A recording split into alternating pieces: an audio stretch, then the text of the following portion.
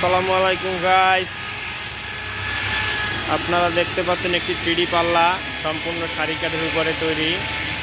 3D পাল্লাটি আমাদের CNC machine থেকে তৈরি করা হয়েছে।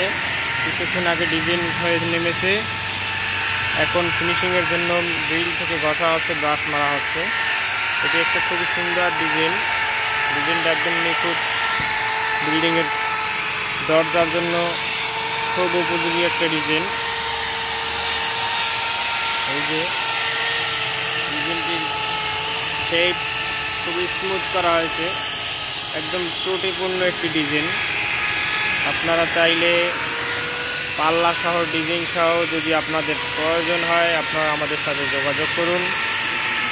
আমাদের নাম্বার উপরে দেওয়া আছে।